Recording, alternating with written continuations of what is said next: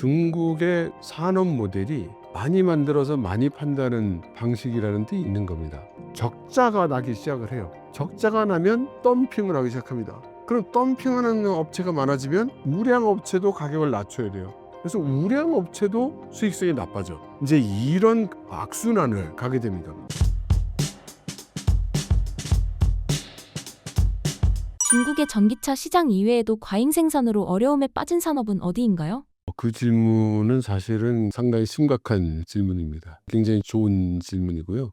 대표적인 게 태양열 패널, 그리고 이제 배터리 이런 거죠. 과거 전통 산업으로 얘기하면 뭐 철강 이런 거고요. 사실은 대부분의 산업에 있어서 현재는 과잉 공급 상태에 있다고 할 수 있죠. 현재 중국 경제는 가깝게 보면은 무슨 팬데믹이며 미중 무역 전쟁이며 뭐 이런 이야기를 들 수 있겠지만, 근본적인 원인으로는 중국의 산업 모델이 많이 만들어서 많이 판다는 방식이라는 데 있는 겁니다. 근데 이게 중국이 당초 개혁 개방을 해서 초기에 만들 때는 만들면 무조건 팔 수 있었죠. 그런데 국내 시장이 다 차고, 그래서 해외로 수출하는데, 우리나라가 해외 수출해봐야 전 세계 점유율을 뭐 99% 한다는 건 생각할 수 없지만, 중국 같은 국가의 기업이 한 품목을 국내에서 대량 생산해서 전 세계로 팔면 점유율이 막 엄청나게 올라간단 말이죠. 그럼에도 불구하고 보니까 저 집이 저걸 해서 돈을 보니까 나도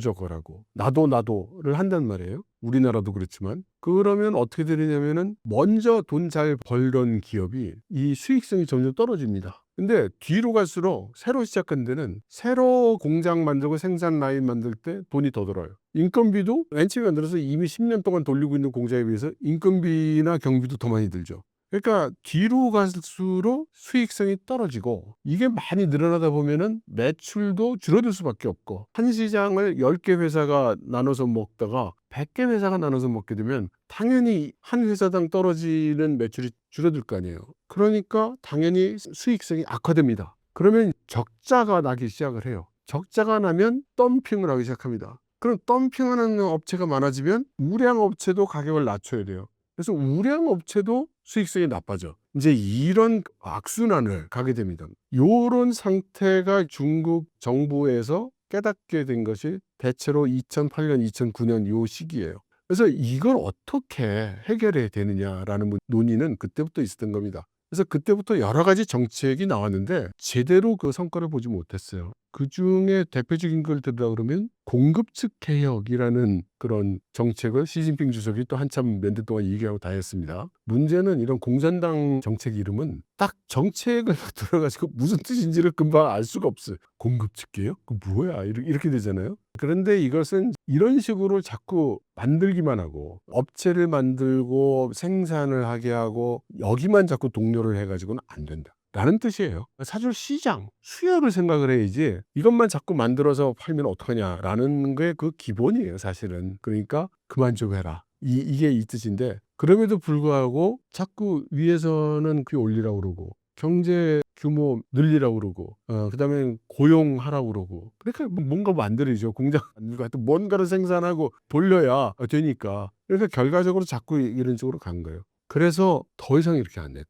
게다가 이제 미국하고도 이렇게 충돌이 나서 수출도 뭐 그런 식으로 볼 수가 없으니 우리가 근본적으로 이걸 개혁하지 않으면 안 된다. 바꿔야 된다. 어떻게 바꿀 거냐? 이런 양적 생산 방식으로는 더 이상 우리는 못 간다. 이것을 질적 생산 방식으로 바꿔야 된다. 그러니까 그 내용과 질을, 퀄리터티브한 개혁을, 혁신을 일으켜야 된다라고 해서 나온 말이 신질 생산력이에요. 그래서 이제 그 방향으로 지금 추진을 한다는 거죠.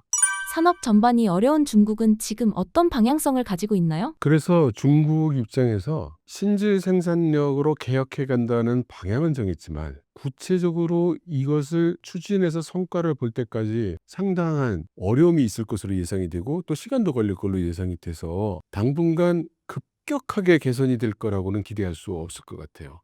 그리고 시장 차원에서는 미국이라는 거대 시장이 저렇게 문을 닫고 있고, 유럽 시장하고도 지금 여러 가지 장벽이 높아지고 있으니 그럼 어떻게 되겠어요? 중국은 다른 시장을 그러면 더 개척할 수밖에 없겠죠. 그래서 개척하고 있는 시장이 브릭스라든가 아프리카라든가 중동 지역, 아랍 지역이라든가, 그리고 가장 관심이 큰 것이 아세안 지역에 대한 경제 블록에 지금 최선을 다하려 하고 있고, 그래서 이번에 한중일 3개국 사이에 한중일 FTA를 하자고 이렇게 추진을 하고 있는 중인 거죠. 현재 중국 정부는 내수 진작을 위해서 얼마나 노력하고 있나요? 엄청나게 하죠. 잘 안 되고 있을 뿐이고, 그리고 아직 성과가 없기 때문에 보도가 이제 거의 안 나오지만, 제가 볼 때 중국 내수 정책에서 성공 여부는 농촌 시장이 좌우할 거라고 생각을 하고 있습니다. 첫째, 지금 부동산이 지금 엉망이 되어 있잖아요. 그럼 이 부동산을 해결하기 위해서는 누군가 와서 사줘야 돼요. 그런데 누가 사주냐고요. 중국이 인구가 지금 줄어들고 있잖아요. 인구가 줄어드는데 방은 몇 천만 개가 지금 남아 돌아가니 집은 이걸 누가 사주냐. 사줄 사람이 있어요. 농촌에 살던 농민들이 도시로 이사 와서 사주면 돼요. 왜냐하면 지금 중국의 농민들이 농업이 수익성이 굉장히 없어요. 굉장히 떨어집니다. 그래서 중국 자체 분석에 의하면 현재 중국의 농민이 한 6억 정도 되는데, 그 10분의 1만 있어도 농업 다 돌아가고 그나마 좀 이제 사람다운 경제 생활을 할 수 있다, 이렇게 얘기를 한단 말이죠. 그러면 한 5억 5천만 정도가 도시 지역으로 와줘야 돼. 그러니까 이것이 만일 이루어질 수 있으면 현재 남아도는 아파트들도 이 농민들이 사줄 것이요, 이 새로운 소비군이 바글바글하게 사주게 되겠죠. 근데 이렇게 해주려면 이게 이제 닭이 먼저냐 달걀이 먼저냐가 되는데, 제도적으로는 일단 농민 호구와 도시민 시민 호구로 지금 분리되어 있는 거를 하나로 풀어주는 일을 해줘야 되는데, 이건 이미 진행이 상당 부분 됐어요. 근데 농민이 농지를 놓고 도시로 들어오기 위해서는 도시에서 일자리가 있어야 돼요. 그러니까 이제 일자리가 없으니 못 온다. 못 오니 여기는 시장이 인구도 줄고 더 늘어나지 않는다. 그런데 경쟁은 더 심해지고 수익성은 악화된다. 그러니까 일자리가 없다. 일자리가 없으니까 농민들이 안 온다. 이렇게 이제 다시 지금 돌고 있는 거죠.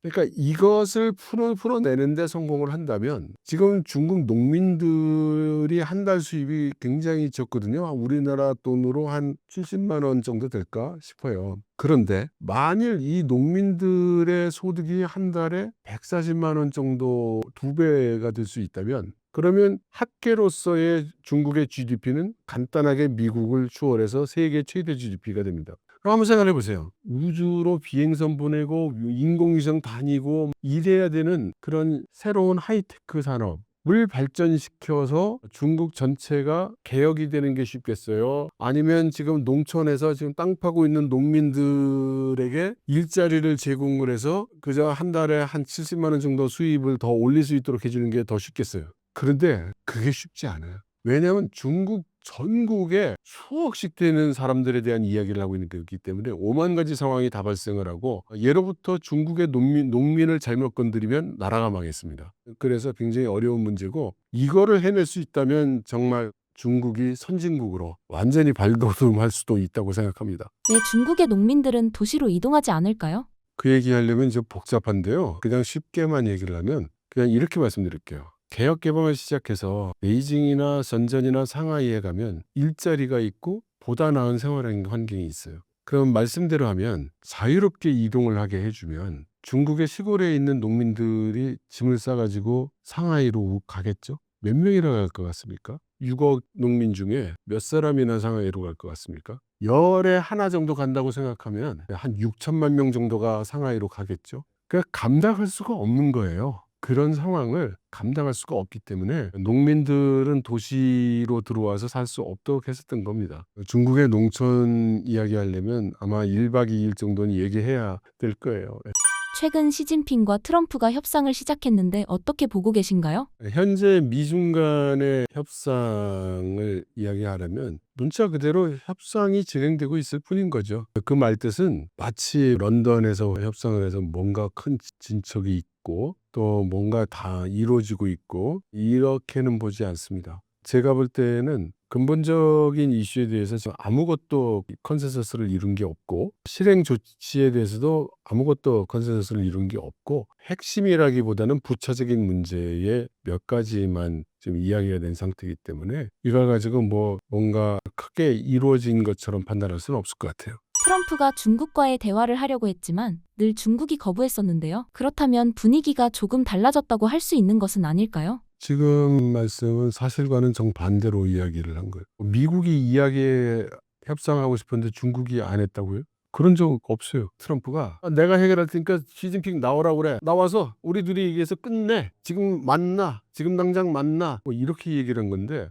그 얘기한 때가 그 젤렌스키 카메라 앞에서 망신 주고 내쫓았던 다음이거든요. 그러니까 말 같지 않은 소리고요. 솔직히 말해서. 그 전에 트럼프가 당선이 된 다음부터 중국에서 접촉을 하기 위해서 여러 그 조치가 있었습니다. 근데 미국 측 트럼프 행정부에서 다 잘라버렸죠. 그래서 그 루비오가 이제 그 국무장관 돼가지고 그때 무슨 회담이었던가 그 여러 나라 모이는 데 왔었는데 왕이가 당연히 왔잖아요. 그래서 만나서 얘기를 하자고 그랬는데 그 루비오가 다 안 만나줬죠. 만나주지도 않았고 그다음 그 중이 중국 대사 시에펑이 사람들이 만나주질 않으니까 그때 일론 머스크 보고 기업인이지만 일론 머스크 보고 네가 그 트럼프하고 친하니까 나 좀 한번 만나서 얘기 좀 들어달라. 그랬더니 일론 머스크도 안 만나. 이렇게 해서 안 만나줬거든요. 그래서 쭉 안 만나줬어요. 쭉 안 만나주다가 젤렌스키 망신 준 다음에 트럼프가 야 시진핑 나와. 우리 둘이 얘기해서 끝내. 그걸 가겠습니까? 그래서 실제는 전혀 반대다. 중국이 여러 가지로 그 만나자고 얘기하고 제의를 했으나 트럼프 행정부가 계속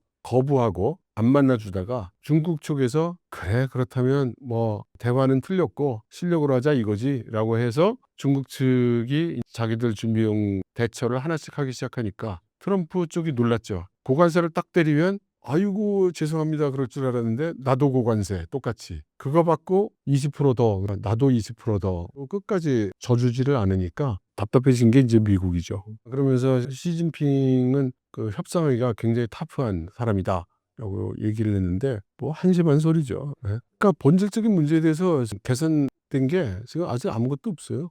최근 시진핑의 측근이었던 쉬치량이 사망했다는 뉴스가 있었는데요. 어떤 내용인가요? 그 사람이 뉴스가 되는 건 그 사람이 군사위원회 부주석이었어요. 옛날에 은퇴해서 있다가 병들어서 죽었습니다. 그거예요. 아니 군사위원회의 부주석이면 다 중요한 사람이고요. 그러면 다른 부주석보다 훨씬 중요한 사람이었냐? 모르죠. 아닐 거예요. 그 사람 말고도 뭐 나이 들고 병들어서 죽은 사람 많이 있어요. 구독자님들에게 한 말씀 부탁드립니다. 요즘 중국에 대해서 여러 가지 유언비어성 그런 근거 없는 소문들이 많이 돌아다닙니다. 그래서 여러분들이 유튜브에 보면서 그 선정적인 타이틀에 의해서 클릭을 해서 보실 경우가 있으실 텐데요. 언제나 진실은 무엇일까? 진정한 상황은 무엇일까? 이런 것들을 냉정하게 판단하시면서 보시면 그것이 훨씬 더 도움이 될 것 같습니다. 감사합니다.